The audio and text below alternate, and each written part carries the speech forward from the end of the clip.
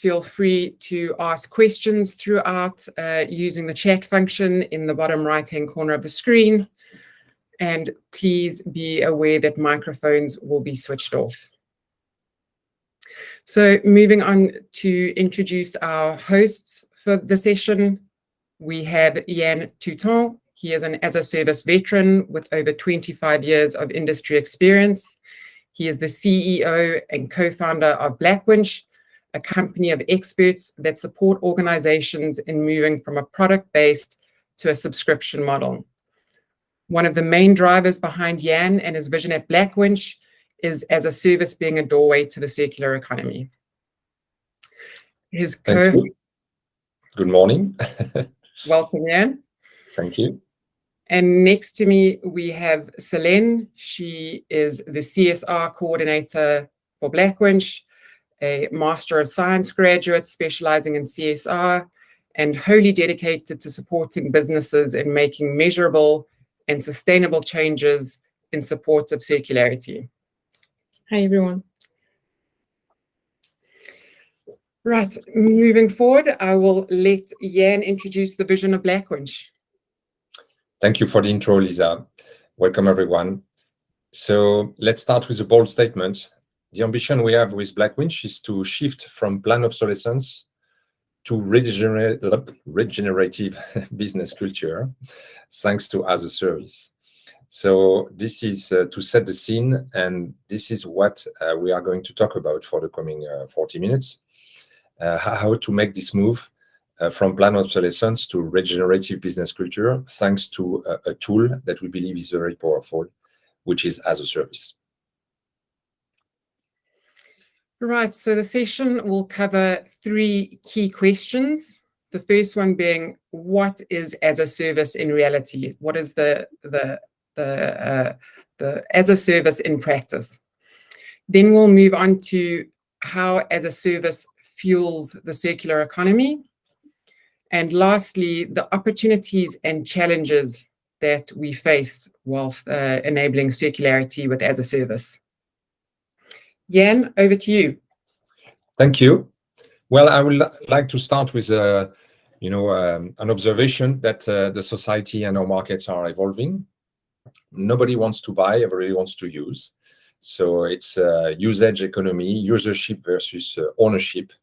And if we look in the rearview mirror, this trend started quite long ago already in the IT industry with cloud computing and the famous SaaS that has set the trend. And then it has moved to the hardware, to the assets, the product, to create some DaaS, the famous device as a service. And from there, it has become viral to go in any industry and any type of solutions. We're going to give a few examples right now. But basically, it has moved from the B2B or corporate environments to the B2C environment. And today, it's a buzzword. As a service is a buzzword with hundreds of meanings. So let's try to define them. Netflix, of course, is the winner when I ask people, what do you use as a service? Netflix is setting the trend of usage-based and consumption-based platforms, but there's much more. Spotify, of course. Adobe has completely moved its software offers into a subscription model. Microsoft. So we are still talking about intangible assets. We are talking about software, but there are players like Uber, which involve also concrete people and cars, like Airbnb, where there are buildings and bricks involved. LeasePlan for mobility. Swapfit, which is a Dutch example of bicycles as a service. Oping, another example of bed as a service, sleeping as a service. Cisco, with all their hardware components, have introduced as a service models. Inax is about energy as a service, all the components you have to create energy, like solar panels, heat pumps. HNA, I love this example. HNA is about wine barrels as a service, so providing the wineries, the chateaus, their wine barrels into a subscription model. Taco Bell, taco as a service for $10 per month. You have a taco a day in the US. And last example, Instagram, or we could say Facebook or LinkedIn, you have access to a platform as a service without paying anything because you pay with your own data. So just a few examples of the fact that we have faced the last 5 years a big shift in terms of subscription-based offers, and it's becoming normal to have those as a service offers. Now, what is important in the discussion we're going to have now is how this fuels the circular economy and how this move to as a service has very interesting consequences to a circular business model. I think we have a question. Yeah, we do indeed, Yann. So the first question that we have for you attending as part of our poll is, what would be the most important reason for you and or your business to move towards as a service? So you should see the little poll pop up at the bottom right corner of your screen. Please feel free to answer. We'll leave the poll up as the webinar continues. So of course I will provide some answers also myself. So when we talk to manufacturers or integrators of product of solutions, why do they move to as a service? Well, almost never they mention circularity as the first reason. But there are other reasons that are interesting. And the first one is that they want to offer a flexible solution for their customers. So as a service is associated to flexibility, to pay-per-use, to you use, you pay, you don't use, you don't pay. So it's really a usage consumption model. The second one is to give them access to their newest product in real time. So how can you, as a user, when you use as a service with a product involved, how can you get access to the latest product as often as possible? They want to increase engagement with their customers. We always say that as a service once is as a service forever. So it creates traction and stickiness with the customers. They want to develop predictable and stable income streams. So they want to be able to see their future income. And the last and the fifth reason they go for it is to make their first step into circular economy. So as you can see here, there are interesting drivers to go to as a service because it really triggers decision makers to make this move because it will have impact on their business. And circularity at the moment is seen as a cherry on a cake. That's a nice to have on top of all the rest. And I see it as an opportunity to accelerate circular business models. We're going to explain a bit later on. But what's interesting is to see that businesses are interested by moving to as a service because it will create value for their customers and their shareholders.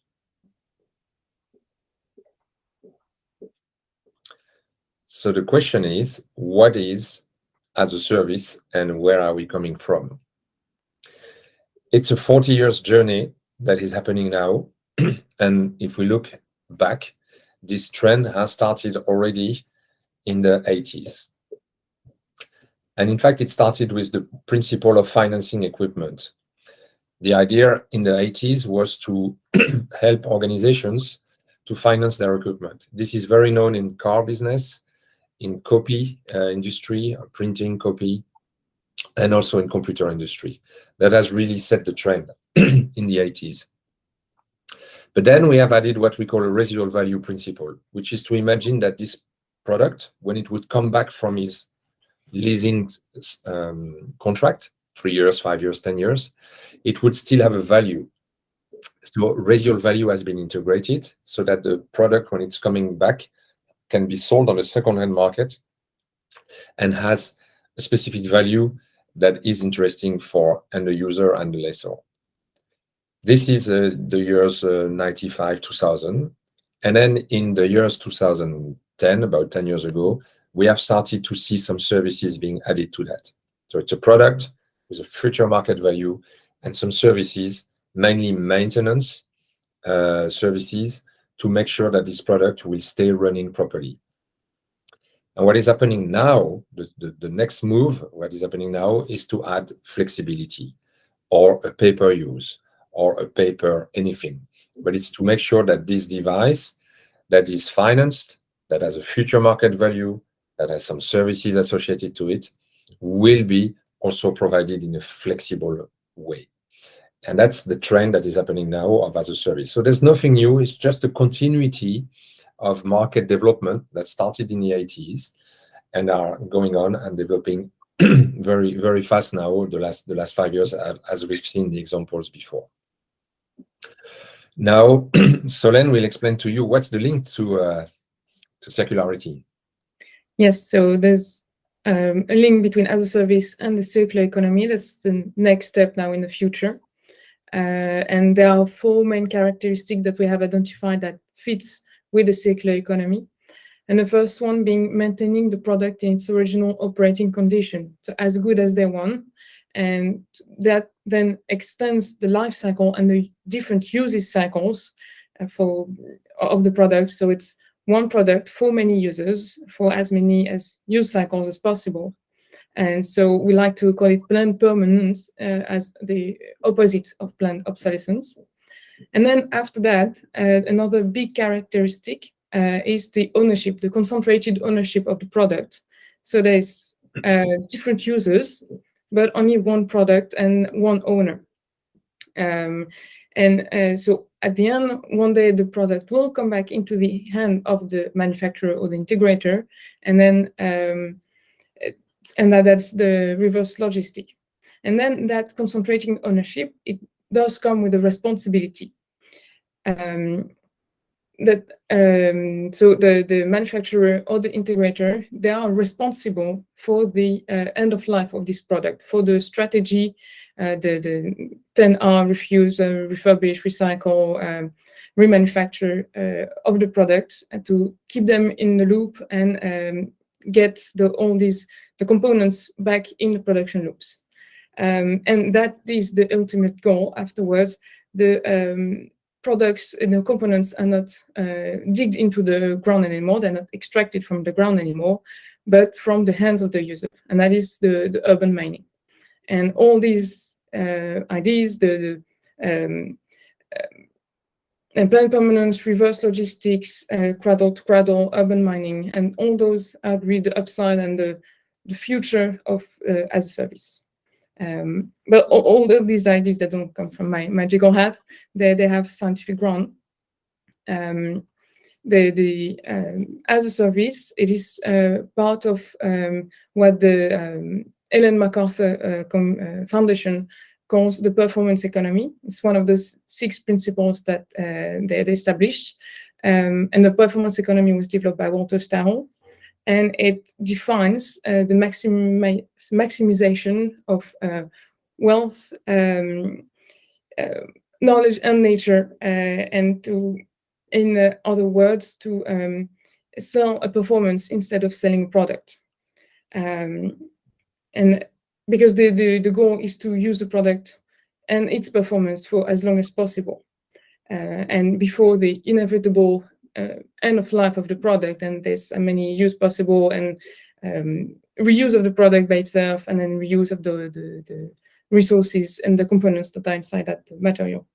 And that is also the ambition of the United Nations and the European Union that we've seen with the Green Deal being implemented right now. And we've identified 4 of those goals that really as a service has a big impact on. Is the 9 industry, innovation and infrastructure, the 12 responsible consumption and responsible production, the 13 climate change, and the 17 partnerships for the goals. And I'll let Yann continue on that buzzword of that service. Yes, thanks for connecting the dots, Solene. And indeed, as a service is a buzzword, and it needs to become a business model and a circular business model. So in other words, the way we attract attention with as a service is one-time revenue versus the holy grail, the recurring revenue. So that's a main point of attention for customers, for companies we help to make this move. And this is really something that helps to, I would say, trigger our customers to make the move towards as a service. But there are some challenges, and Solene, I think you have summarized them in a few words. Yes, there are some challenges because we said it's not as soon as we enter as a service, as soon as we have an as a service business model that we are circular. And there are some challenges that needs to be taken into account, otherwise it can be counterproductive. And the first one is employee engagement, because as a service, when implementing a service, everybody, there are a lot of stakeholders that need to be part of the project. And so those stakeholders, they need to have to be environmentally conscious of their activities, of the impact of the project. And that cannot happen without the employer's responsibility to make them engaged, to have organizational support. And then there are different tools to help with that. There's valuing the workers' effort. There is making sure that they can suggest new ideas. And the second challenge is the user's needs. In as a service, it's very important to know the user's needs, the how, the what, and the why behind the product usage, but also how they, from an environmental point of view, how they use the product, what energy they use, what are the impact of that usage step.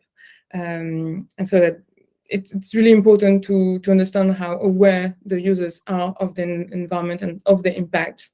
And so it's also important to make sure that those products are designed with circularity in mind, because products who are developed for a linear system and not a circular system, then it cannot work well on the long term. And of course, the best is to co-create with the user and co-design with the user. But that's the next step. The first challenge is maintenance, because proactive maintenance is key into keeping a product run for as long as possible. And so for an economical point of view, the more you run on one product, the more revenue you get from that product. And so it's one production cost and one extraction cost for the longest time possible. So that's better for the return on investments. And from an environmental point of view, again, it's one use, several uses, sorry, but on one extraction cost, environmental cost, and on one production cost. So that's the importance of maintenance. And then last but not least is the reverse logistics. Reverse logistics, it's really capital, because in a service, it's all this process of taking back the product.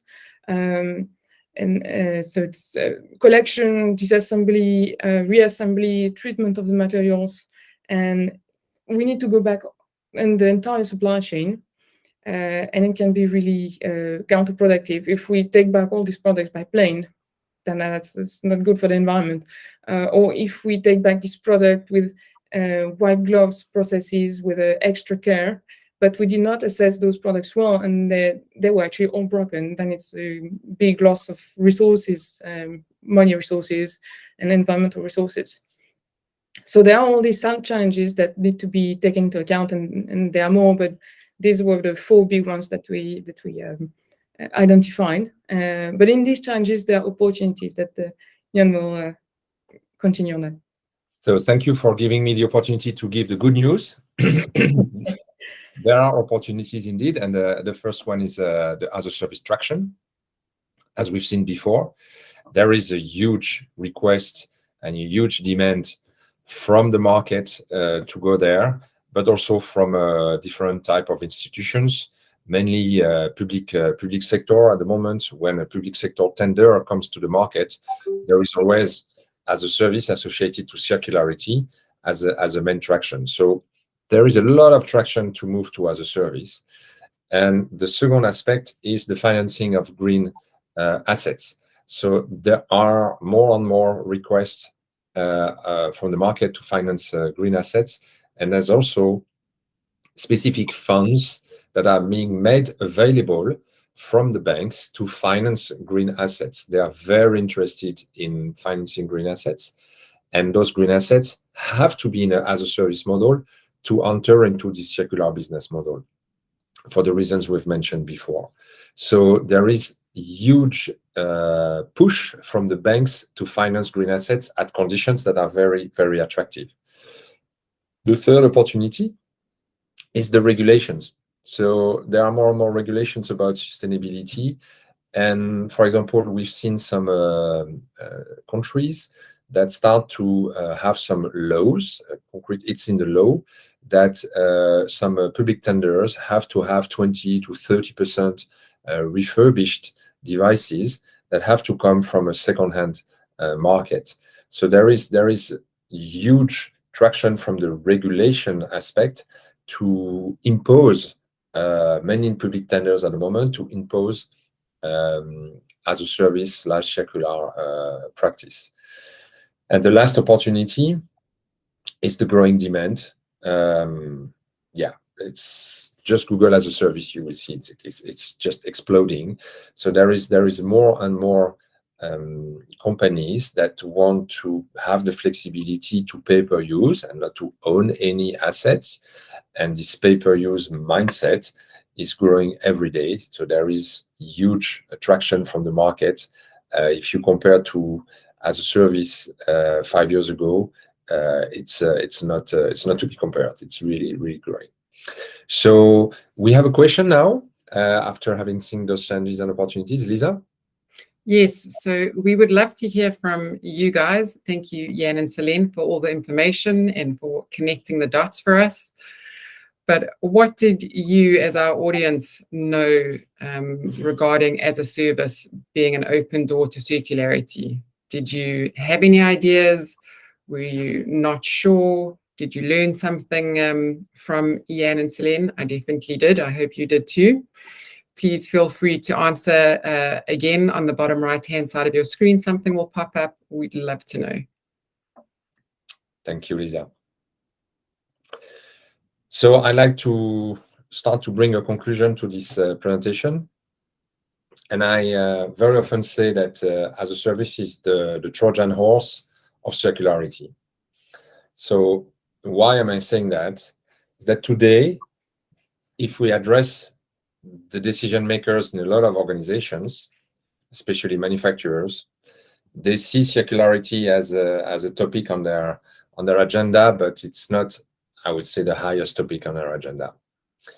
When we come with as a service and we explain that it's recurring business model, more profitability, stickiness of the customers, that makes a difference in the way this is being addressed and understood. Siri is waking up. Thank you. So this is making a difference on how the topic lands. So I've noticed that if I address decision makers talking about circularity, I quickly lose them. If I address decision makers talking about as a service and the benefits of as a service, and that the cherry on the cake is circularity, then I have a completely different listening, different hear from those decision makers. So that's why I like to say that as a service is the Trojan horse of circularity. It's a way to land circularity in an organization, but without talking about it. So to wrap up, what we want to share with you today is that the market is going to a usage approach and not a buying approach. Don't buy it, but use it. Pay-per-use, performance-based economy. And this is bringing some economical advantage, recurring revenue, loyalty of customers, higher profitability. But this is a door to circular economy. Access to more and more rare raw materials without extraction from the ground. Extending the use of the equipment. Best operational conditions thanks to the services that are included. And incentive to reuse, recycle, refurbish, etc. I had a discussion recently with an air conditioning large manufacturer that was telling me that he would love to be the owner of all the air conditioning units they have sold the last 10 years, which are full of copper, and they could access this copper to reintegrate it in their production process. But today, all the airco units they sold the last 10 years are just fragmented everywhere in the world, and they don't have access to it. Copper has multiplied by 8 since 2000. So as an example, only example of copper, I think is a good example. When talking to a manufacturer of air conditioning unit where there's a lot of copper, they were really like, we should have started this model 10 years ago because we would have a complete different business model today, as a concrete example. So time to bring to a conclusion and the question part. Did we miss anything?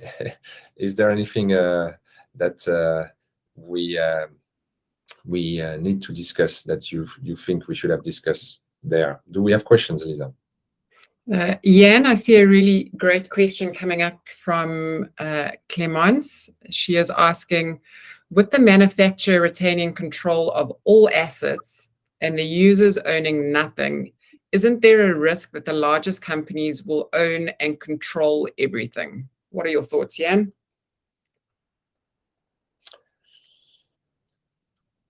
I'm a big fan of as a service. So personally, I don't own anything. I just use. I drink my own champagne, so to say. So I can relate to that. Yes, that's a concern, of course. I think it's already the case anyway, with electricity, with cloud computing, with public transport. I mean, it's already the case. So there has to be regulations, of course, from the governments to make sure that the concentration of ownership of assets by a few players will not create some unbalanced relation or unbalanced, I would say, social aspect. But yeah, I'm a strong believer of not owning any of the assets and leaving the manufacturer the responsibility to run them for me, because I want an experience. I don't want an asset. It's the famous quote: "I don't need a drill. I just need a hole.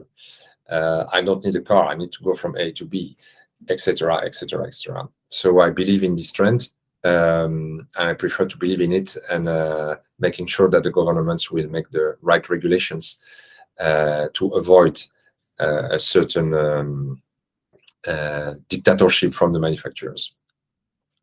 That's a good question. Thanks. Great. Thanks for that, Yann. For everyone else, if you have any questions that you think of after the session, we'd love to engage afterwards as well. I know sometimes the information overload takes a little while to sink in. So as we move towards closing, Yann will share some contact information. There we go. Please feel free to connect with both of our hosts on the issue. And Yann, I'll let you move towards the closing of the session. Yes, I'm a big fan of QR codes. So here with your phone, you can just scan this code, and we are connected on LinkedIn, which will help to continue the discussion, because we post quite some content on the matter. The second way to continue the discussion is to follow our Black Winch page on LinkedIn and on YouTube, where we post again some content on the matter to educate and share our vision. And our website, of course, in the CSR space, has quite some content on this matter. So it's not just about this webinar, but we have quite some resources available for you. And I even wrote a book about it. So again, a QR code, but if you scan this QR code, you will go directly to the Amazon web page, where you can order this book. So our intention that we set at the start of this session, together, we believe that we can shift from planned obsolescence to regenerative business cultures, thanks to as a service. This is our ambition. I hope you got it and you got the message. This is for us the high purpose of what we do every day, how to make this happen. And we believe that with as a service, we have a key, we have a Trojan horse to bring it to the agenda of decision makers. So thank you for being here and for your time.